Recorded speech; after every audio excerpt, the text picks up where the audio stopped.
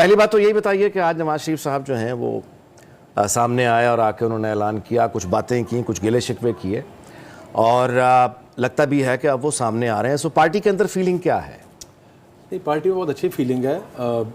बात यह कि शहबाज शरीफ साहब ने बड़ा ही बखूबी एज ए सदर काम किया है और मियाँ साहबान ज़ाहिर है कि बहुत मुश्किल वक्त में थे, जेलें भी थीं, जलावतनी भी थी उसमें और पाबंदियाँ भी थीं। बीबी मरियम भी ज़ाहिर उन्होंने भी बड़ी सख्त हालात बर्दाश्त किए।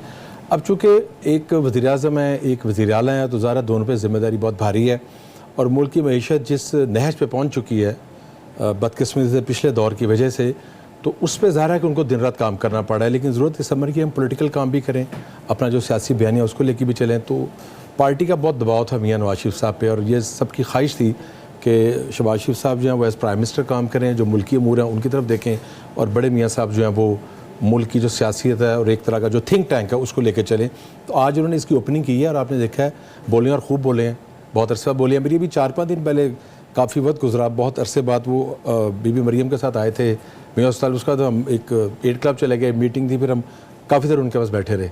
तो बड़ा अल्लाह ने उनको सब्र दिया है, बड़ा तदब्बुर दिया है। जो उन्होंने आज बातें की आप देखें बड़ी सोच समझ के की है और जो बहुत सी बातें वो कर सकते हैं उन्होंने नहीं की हैं।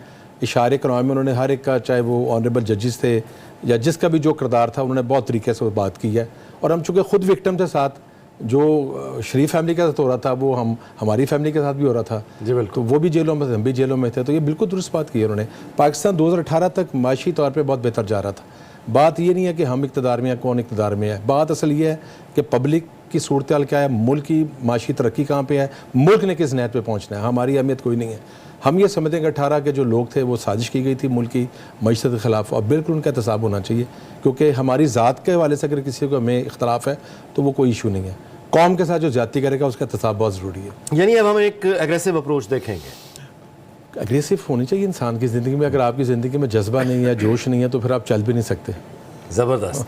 चलिए जी, ठीक है, फिर आप वो जोश दिखाइए, हम उसको रिपोर्ट करते रहेंगे। बहुत शुक्रिया।